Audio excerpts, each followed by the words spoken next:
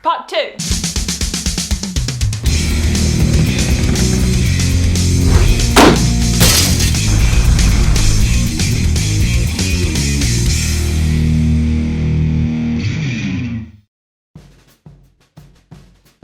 Hi, welcome to part 2 about Thakhek Loop. Cut to even more crazy driving skills, Top Gear style, from me.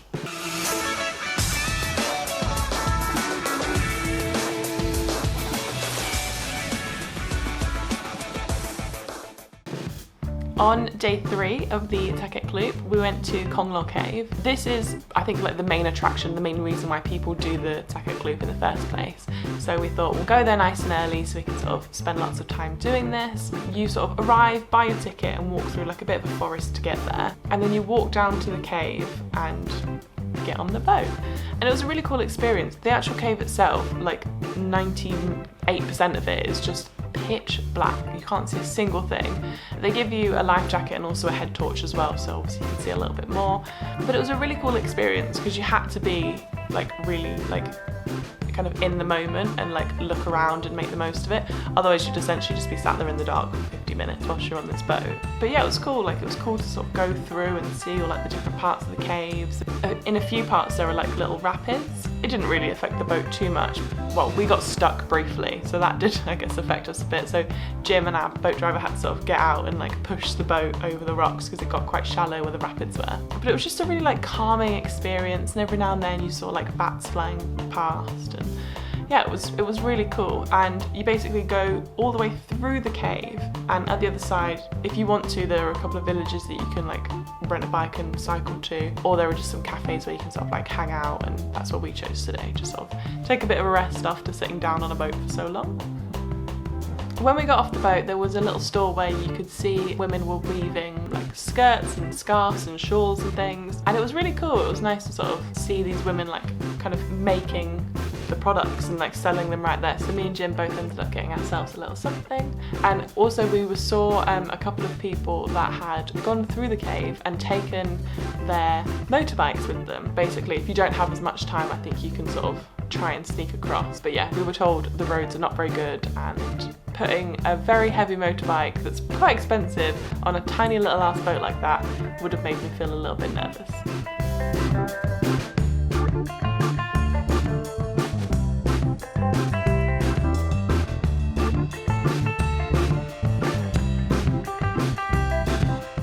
As we were staying at Spring River Resort, they had kayaks that you could hire, and basically Spring River Resort guests were allowed like special permission to go kayak into the Blue Lagoon.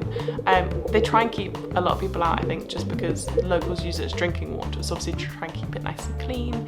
But it was really, really lovely. We were sort of kayaking for about maybe an hour and a half, and we really took our time because there was no one else there, and yeah, it was just nice to sort of enjoy the views and the sounds, and we sort of heard a few animals rustling, so we were trying to figure out where they were coming from. But it was a really like nice way to spend an afternoon and just sort of like chill out and have a nice easy kayak as well.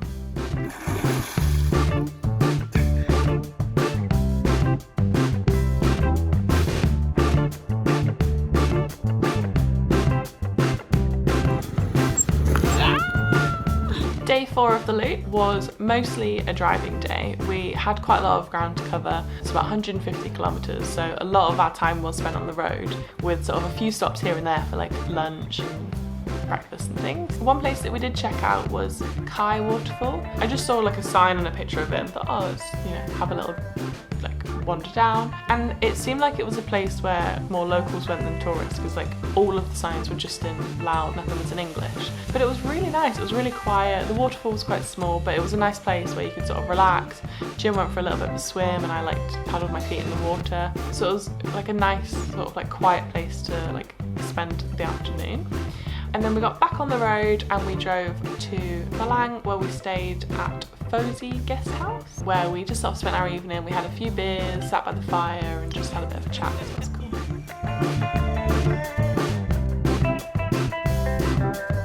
Final day, the final countdown. Day 5, our final day of the loop. The first thing that we did was we went to, there's a place called Orchid Path. It's called a path, so I think it's quite reasonable for me to expect it to be like a fairly flat path. This was more of a climb, but it was nice. We sort of climbed up the side of this hill where we got a nice view over some of the nearby little islands. We kind of made a bit of a mistake because we didn't have loads of water and we hadn't eaten breakfast, so maybe we should have like prepared a little bit more for that walk. But it was nice. It was probably a good way to start the morning and a bit of exercise.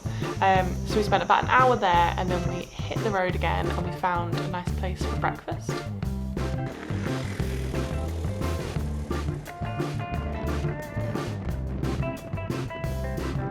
Then we went to, I think it was called Song Sam waterfall, and this ended up being such a fun afternoon. When we arrived at the waterfall, so we dropped our bikes off, and there was a bit of a vague path, and we thought, oh, we'll just follow that. I'm sure it'll take us to the best view of the waterfall.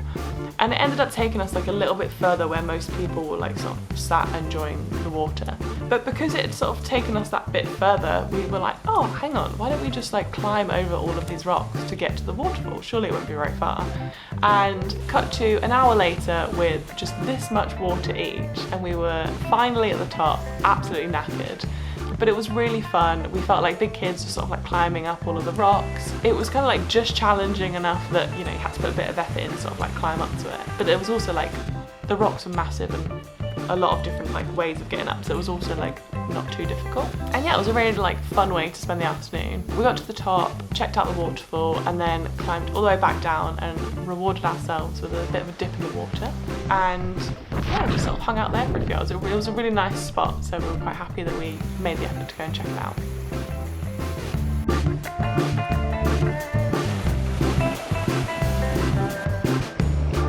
After the waterfall, we pretty much drove back to Thakhek where we returned the bikes. Like I said, really, really sad to return the bikes. We've had such a great 5 days doing the loop. Bye bike. It was something that I hadn't heard much about before to do in Laos. I've been to Laos before and I've never heard of the loop until really recently. So yeah, had such a great time, but I will miss my bike dearly.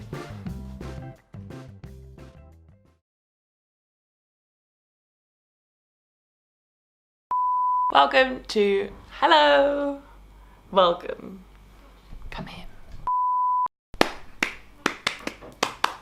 Part 2. Oh Jim, you ruined it. Hi. Right. Okay. Part 2. Jim! Not using that.